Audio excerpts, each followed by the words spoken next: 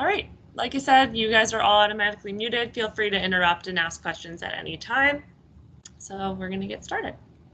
So just wanted to start off and just kind of go through what we do here at the ABMGG, and then I'll go into more of a tutorial on how to use the portal, and then finish up with just some commonly asked questions. This do not anticipate this taking the whole hour. Just wanted to leave extra time for questions at the end if we need any. So the mission at the ABMGG, we are a nonprofit organization, so we have a mission which is to serve the public and medical profession by establishing professional certification standards and promoting lifelong learning, as well as excellence in medical genetics and genomics. So first and foremost, our job is to serve the public. We do this by setting the regulations for certification. So as a nonprofit, we have a board of directors listed here. They're comprised of various specialties in genetics, different backgrounds in terms of jobs, and all major decisions go through our board of directors. So they are all volunteers, and we really appreciate them. So this is the list of them. You can also find a list on our website if you're ever curious. Staff, what a lot of people don't know is we are a very small organization here. We only have 4 employees. Starting off with Dr. Blitzer, who's our CEO. She is a biochemical geneticist. Then there's me, Molly Yanchulis. I am the Senior Coordinator of Certification and Assessment. You guys probably all have been contacted by me because you were on this call. My main responsibilities are credentials, accreditation, which is leaving the ABMGG, so that's a smaller one of my roles, and then exam administration. So I work a lot on the certification exam and therefore with all of you. Cecily Marroquin, she is the lead on continuing certification.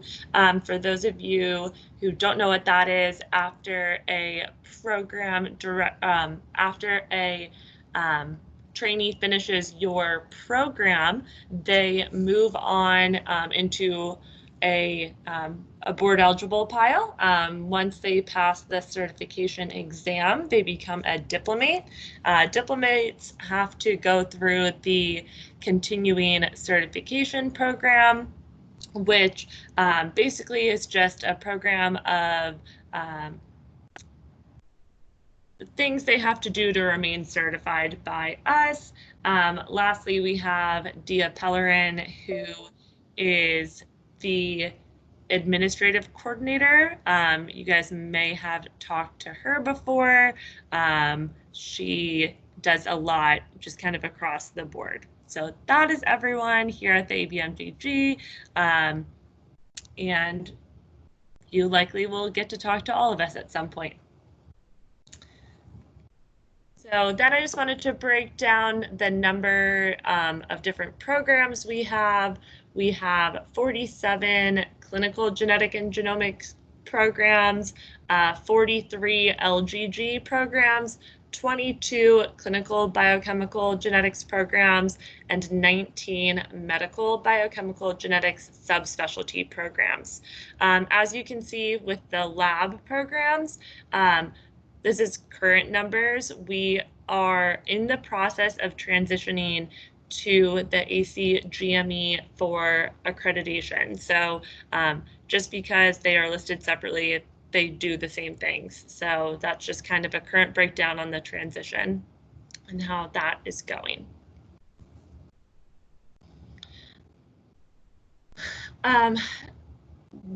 ABMGG website, I just wanted to give the link here. This is our public-facing website, separate from the portal. This is where you can go to get information. It is a work in progress on the accreditation side because we are transitioning, but there is a page that is for just for reference for the portal. So it's just a PDF of breakdown instructions on how to add trainees, how to register for ITE. So if you have any questions after this, or if you need to pass that along to someone else who has questions, that's a really good place to start. So that link is there. You can find that, like I said, on our website, abmgg.org. Now we'll move on to the portal. I just wanted to break down why it's important that we need this information.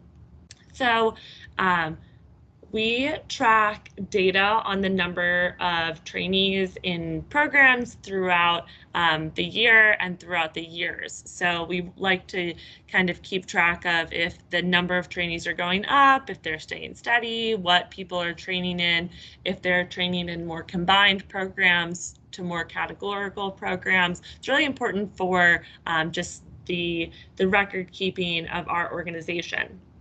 Another big thing is communication, both communication with the programs and communication with the trainees themselves. That's important because at the end of their training, they will use the account that you set up for them at the initial registration to apply for the certification exam. So as long as we have all their information, it's a very smooth transition for them to be able to get to apply. What we have difficulty with is if the information is not accurate, then it creates a lot of trouble for the trainee in the registration.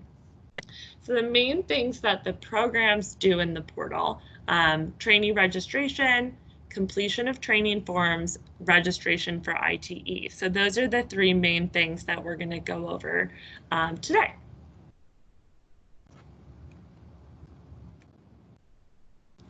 So starting out, trainee registration, we ask that you add all trainees within 6 weeks of their start of training. That can be either 6 weeks before their training begins or within 6 weeks of their start date. So you really have like 12 weeks to add them. That's just so we make sure that you are adding them when they begin. They can either be added by program staff or by the program director. You guys both have the capability to add them. The one thing that I wanted to note here is adding medical biochemical trainees should not be done through the portal. This is super confusing, so just want to apologize. The reason is because medical biochemical subspecialty trainees already have an account set up in the portal. So if you go on and add them as a new trainee, then they'll have 2 accounts set up, and that just creates a lot of confusion. So in order to add a medical biochemical trainee, you just email either me directly or ABMGG with their name, email, start date, and end date, and we'll go ahead and add them for you. If you do add them, or if you have already added them in the portal this year, I've gone ahead and fixed it, so it's not an end-all be-all, but for continuity, it just is a lot easier if we can just add them on the admin side than you guys having to do it. After the trainee is added, they will get an automated email sent with a link to log into the portal. And one thing that we would like to encourage you as program staff to do is to have them log in at that time, add missing information. That way, when they do move on from your program, we have a backup email. And then the other thing we're really looking into now is race and ethnicity data to do some studies about the trainees' race and ethnicity and our push for diversity. So I'm going to go ahead and show you a demo of adding trainees now. So this is just a like a test program. So it looks exactly the same as what you guys should see. So this is the dashboard if you are a program director. It should look pretty similar if you are program staff. So over on the left-hand side of the screen, you're going to see a couple things you can do. For adding trainees, you're going to go to user management and then click new user registration. This will bring up a role for you to choose. If you are the program director, you will have a choice between trainee and program staff. So if you get a new coordinator, or if you want to register anyone else as staff in your program, you can do that here. For program staff, you will only see a trainee drop-down function, and that's what we're going to use today. So from there, it populates some more fields. Specialty, if you are a director or staff for more than one program, you will see the different specialties on the drop down here. This test user is only for clinical genetics and genomics, so we're just going to use that. Pick the program name, pick the program director. This should all automatically populate if you have one program director. Then you have your start date. We'll pick July 1st. The end date automatically populates to whatever your program length is. If you are a 2-year program, it will just do 2 years. It looks like this one is set up for 4 years and 30 days for some reason, but you can change the end date if you need to. It's automatically done like that just for ease of use, but feel free to change it. If you do change it and it's shorter than your program length, say you are a 2-year program and you only put in 1 year, we'll contact you and just ask why, just to get more details on why the end date is so different than what it should be. But we'll leave it like this. First thing, add trainee first name and last name. We'll just use Molly, test. We just ask you to attest that this is the name as it appears on their government ID. That way we don't have to deal with name changes when it comes to when they are certified. So you just attest that. And then we only need their date of birth, their degree type, and the year they got their medical degree. This will only give years that they were alive. So you have to set date of birth first and then do degree year. So make sure you do date of birth before you do the other fields. Because I said this person was born in 2020, they're only showing 2020. So we'll just pick that. Last, we just need their email address. It doesn't matter what it is, but we'll just do. You do not have to do any other information in here. They can log in and do that themselves. They can actually change their email address when they log in. So if you use their institution email and they want to change it to their personal, that is totally fine. This is contact information. You can add anything you want. Again, not necessary. You can leave that for the trainee to do. This information, we require it, again, can be changed by the trainee, but where they got their medical degree, if they've done training in another residency, or if they're board certified by another specialty. After that, it just saves.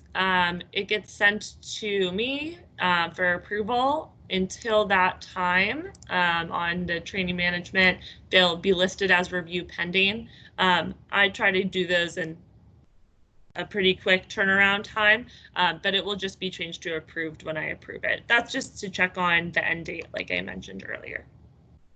So that is trainee registration. You can go back if you want to go back and register another. Just go back to new user registration, click on it again. Just do that same process for as many trainees as you have. Any questions about trainee registration? Awesome. All right. Actually, I have a question. Yeah. Once the the new fellow is registered, is the director able to go back in here and see what's in here, or is it after that not available? Yeah, so if you go back to your trainee management screen, this is where you'll see all your trainees. Mm-hmm. If you click on their name here, so I'll just do that again. You just want to click on the link that says their name. You can see from here their start date, end date, and then any personal information they have put in or you have put in. So yes, you can see these things for them. They can upload a CV. You can see that here. If they need to log back in, they haven't got their password, you can actually reset their password for them. Okay, thank you. Yeah. All right. We're going to move on to verification of completion of training forms. So this form used to be done, for those of you who remember, on a PDF that was sent in to ABMGG via email, or I think it was fax at some point. Now it's all electronic. The biggest question we get about this form is, why can it only be filled out by a program director? The reason being, when we switched for the 2019 exam administration to logbooks being reviewed by program directors, the board of directors felt it was important that we only allowed program directors to fill this out, because they are attesting that the logbook was reviewed and the requirements were met. That's the reason why we only have program directors fill it out. I understand where the feedback is coming from, that it's harder than having the program staff do it, but for now, that's just how it is going to stay. One thing to note, it can only be filled out once the end date has passed. So if someone ends on June 30th, you can only access that form on June 30th going forward. After the form is filled out on the portal, they'll be moved from the ongoing training tab to the board eligible tab, which is actually easier to explain once I do it. So I'm going to pull up the portal to show you. So there's two different tabs up here. The ongoing training tab should be anyone who is currently in training or has not yet had their completion form filled out. So you want to click verify, then it will bring up the form. You're just going to check off all the boxes that you feel comfortable checking off, just that they, just attesting that they did all these things. And then at the bottom, you are going to either sign with your mouse or enable a signature to type. So we'll just type. If you have any additional comments, if you left any of these blank, you can write a comment here. It goes to review by the admin.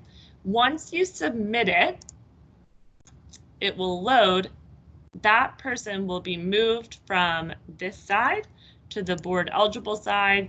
This way you can view the completed form. You can download it, you can print it if you need to for your records.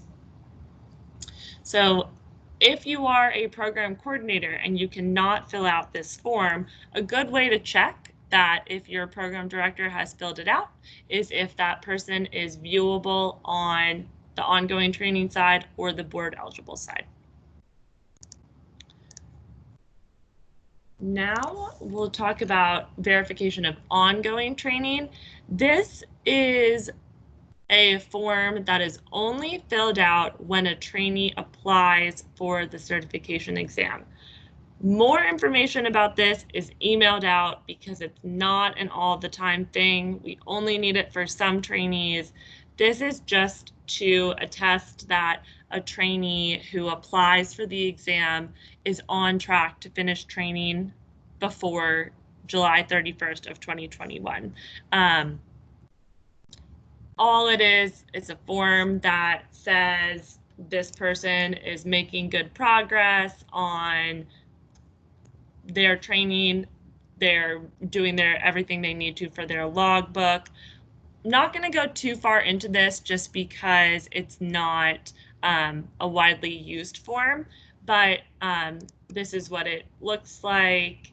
You fill it out the same way that you would the verification of completion form, except it just has 2 check boxes. This is from 2019, so the dates are wrong. But when you do fill it out for 2021, I'll send instructions. It won't happen until 2021. After that, they stay on this side when you're ready to fill out the completion of training form. Once their end date is passed, you open up the form that way. Okay, so back here. Molly, can Yeah. you repeat that?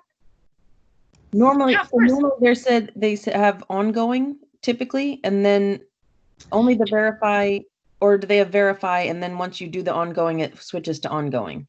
Yeah, so I'll explain it in more detail. So they have verify, the verify button, that is going to be what the default is for everyone. Once an ongoing training form is needed for a trainee, clicking on the verify button will bring up their ongoing training form. If an ongoing training form is not needed, then you'll just get an error. So this person, we don't need an ongoing training form because they haven't filled out an application for the CERT exam yet. The only reason we would need an ongoing form is because of the CERT exam. Once an ongoing form is submitted, it changes to look like this. And it says ongoing, where you can open up the form that was already filled out. And then this little arrow over here is what you use to then fill out the completion of training form. So clicking on the arrow at any point will bring up the full completion of training form that is to be filled out when the trainee has finished. Got it. Thank you. Yeah, of course. This is that's the most confusing thing about the portal and about the forms in general. So that column says verification of completion, and the verify, you would never click on the verify if you have a fellow that is a year out from completion, for instance, right? Right, that is correct. Okay. And it won't, like I said, if you do click on it, it just gives you an error. So if you do click on it, it's not a big deal. But yes, you would not need to click on it before if they're incorrect. Okay. All right. Last thing in the portal is trainee modification. So if a trainee is entered improperly in terms of what program they are in, or if their end date or start date needs to be changed, say you enter them before they actually begin training and then their start date is pushed back. You need to submit a trainee modification request. There is a way to do this through the portal that I will show you. You can also just email it, whichever is easier for you. I'm just going to show you how to use it in the portal if you choose to do it that way. On the same screen, you will see the last column says modified trainee record. All you do is click send request.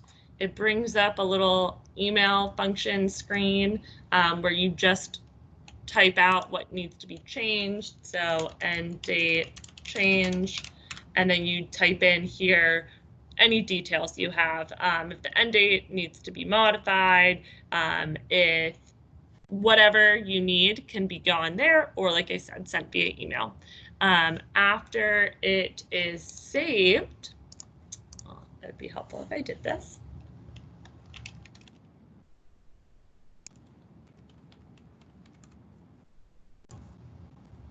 It sends a request to me, and then I go in there and change it. So as long as everything looks okay, it will be changed. It's just a way to send a request through the portal. If you're looking at it, you say, hey, that's actually wrong. I need to change that. That's how it will be changed. Then if you want to check on the status of it, you just check on this little like chat bubble.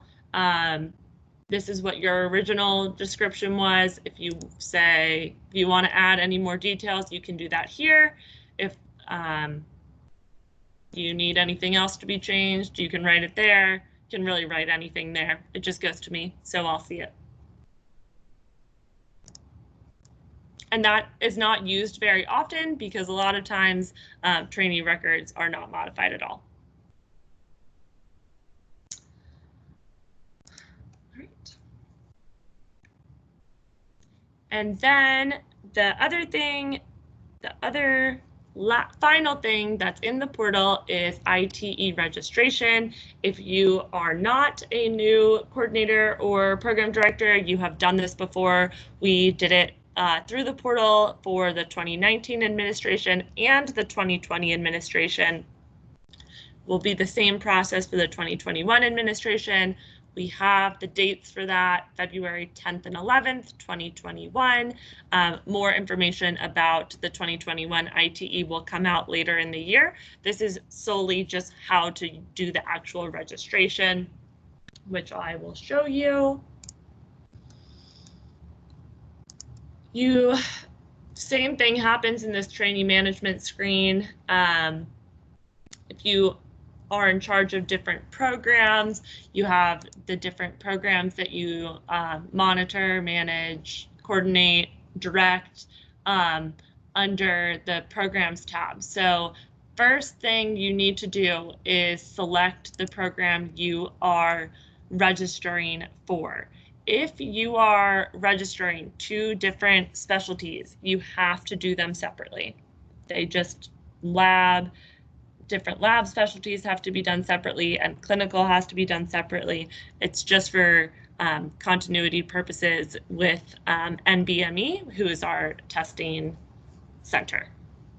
So once you select the program, you're just going to go down here and tick the checkbox for anyone you choose to register for the ITE.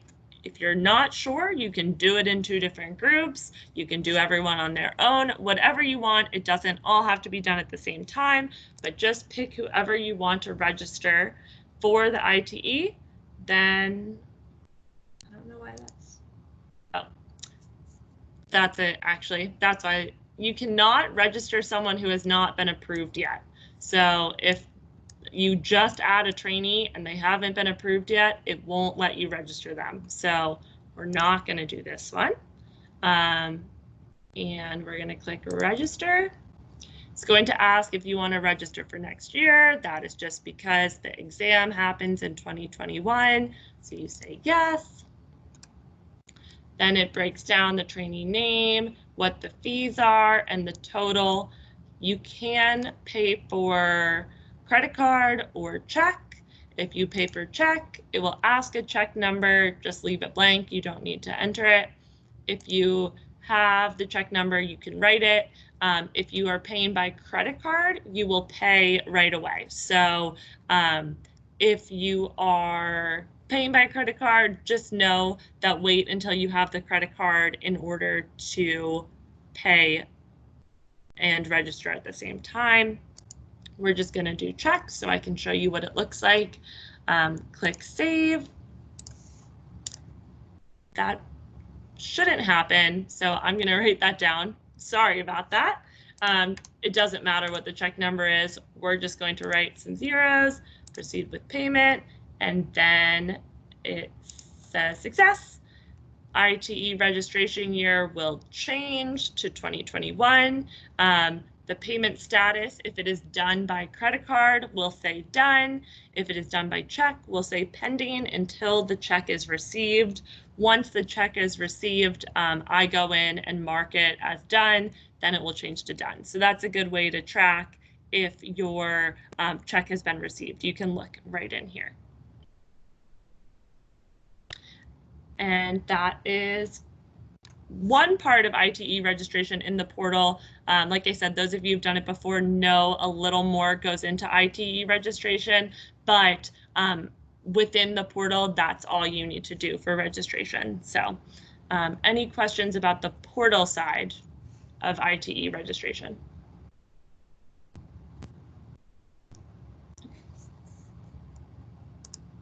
Great. So that was really everything we're going to talk about within the portal. I'm just going to go through a few common questions we get now. Then at the end, we'll wrap up with any questions. We can go back to the portal if anyone needs to. So we give our board certification exam every other year in odd years. So in 2021, the exam will be given August 16th through 19th. The application just opened on July 1st to all eligible trainees. Eligible trainees include anyone that has finished training before July 31st of 2021. They can register through the portal. All eligible trainees have been notified via email that they are eligible to apply. Just if you are speaking with them and know that they are eligible to apply, just encourage them to apply before November 30th. That is when the application is due without a late fee. If they apply after November 30th, there will be a $400 late fee associated with it. The final deadline is January 31st of 2021. There are no exceptions given, so make sure they apply early so they can get in and apply and sit for the exam in 2021. And for clinical genetics and genomics, that one specialty, applicants have to have a full and unrestricted medical license to sit for the exam. If they are in your program and you know that they do not have a medical license, remind them of that. It's in the application, so they should know, but just it doesn't hurt to have a reminder. Part of the 2021 certification exam is a logbook. The logbook guidelines are posted on the website. There's a logbook tool that they can use that if anyone needs, they can email me and I can email it to you. All trainees should have it though. Program directors must attest that trainees have logged all the cases and meet the defined requirements, but ABMGG reserves the right to audit any logbooks during the certification process. So that means at any point when the exam application is under review, we can request it from the trainee and they have to send it to us and we'll do an audit. They would be notified via email in plenty of time to get it to us, but just so you know, we do have the right to audit any of those logbooks. Then I just wanted to go over some modifications we've made due to the pandemic. So on the website, there is a link right at the top of our webpage to updates on coronavirus modifications in training that we have posted. Any future things will be posted there. We also email it out, so you should get it there. But just a quick recap, if you do not know what we have modified, is We did that. We posted this at the end of March, I believe. Time spent in mandated quarantine may count towards meeting training requirements. So if someone previously had to quarantine, that can be counted towards their requirements if they document the training activities that they did. Logbooks. Telemedicine cases can be counted. The number of cases that can be collected in a month were modified. And then we also allowed for up to 15% of fewer cases can be submitted. So lessening some of the requirements and making it easier for trainees to continue to collect their logbook cases. If you have specific questions about logbooks, logbook cases, anything like that due to coronavirus, you can email us and Dr. Blitzer and I will get back to you. Last thing, ACMG, the American College of Medical Genetics, and us, we collaborated to provide trainees to complimentary access for some of their online training classes. The resources are available until September 1st. If any of your new trainees want to take advantage of that, you can direct them to the website, and the information about using that service is posted there. It was sent out to all trainees back in April, but with the new trainees beginning, they can absolutely take advantage of it. Lastly, this is only going to be relevant to laboratory programs, so I'll keep it short and sweet, but we are transitioning to ACGME for accreditation purposes. Wanted to just remind you of the deadlines for the applications for the December review meeting, September 30th, and then the April review meeting, it's February 1st. Your program, if you have already transitioned, there is nothing more you need to do for your accreditation with ABMGG. We still need to know your trainees and basically everything we went over prior to this in the call. You just won't do an annual report anymore, and you won't have to pay ABMGG any money for your training program. Annual report, those of you who have not transitioned, just a reminder that the annual report is due August 31st of this year. Information about that is found on the website. Everything should have been sent to you via email. If you have any questions about the annual report, you can give me a call, shoot me an email, and I'll help you through it. And that is everything I have. So I'm going to open it up to questions. You are all automatically muted. If you have a question, just speak up and unmute yourself.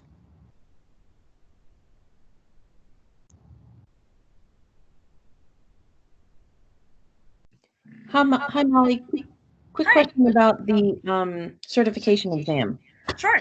So all my second years should have gotten an email about that, correct? Yes. And registration without a late fee is November 30th. Yes. Out of curiosity, how much is the exam?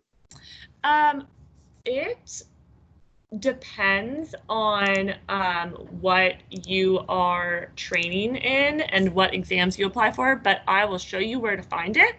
On our website, under training and certification, this is going to contain all the information that the trainees need about the exam. If they have any questions, direct them here or to me, doesn't matter. But the breakdown of fees is going to be right here. So for the review fee, it's $680, and then if they are a first-time examinee, they'll have to take both the general exam and the subspecialty exam. So it's like $2,600, somewhere in there for one specialty first-time examinee. The application when they go on to fill it out, it will automatically populate what they owe. So they don't need to, if they are curious, they can go into their application and look, or they can look here and calculate it themselves. Super, thanks. Yeah, of course.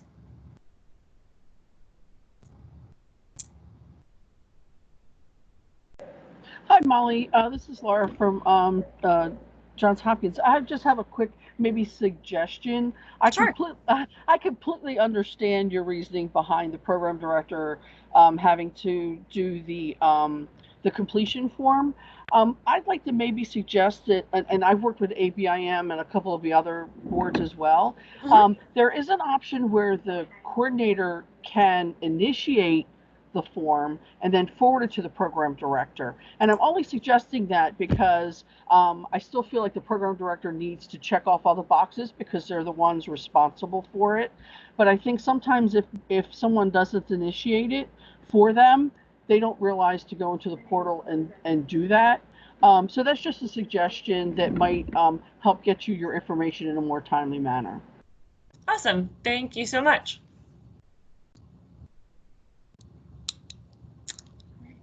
Anyone else have questions or comments?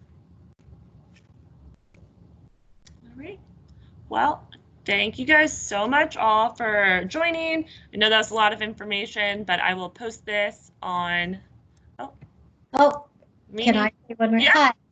Hi. I literally just got, this is Mimi Blitzer. I'm CEO of ABMGG. Unfortunately, I had another meeting beforehand, and thank you, Molly, for doing this. I literally ended my other meeting, but I just wanted to say thank you for those of you who are coordinators who are on the phone. I see that there might be a couple of program directors as well. And we just wanted, Molly wanted to do this to make sure that you're all engaged with us. Certainly, she's available at any time, and we welcome any suggestions to come back to us.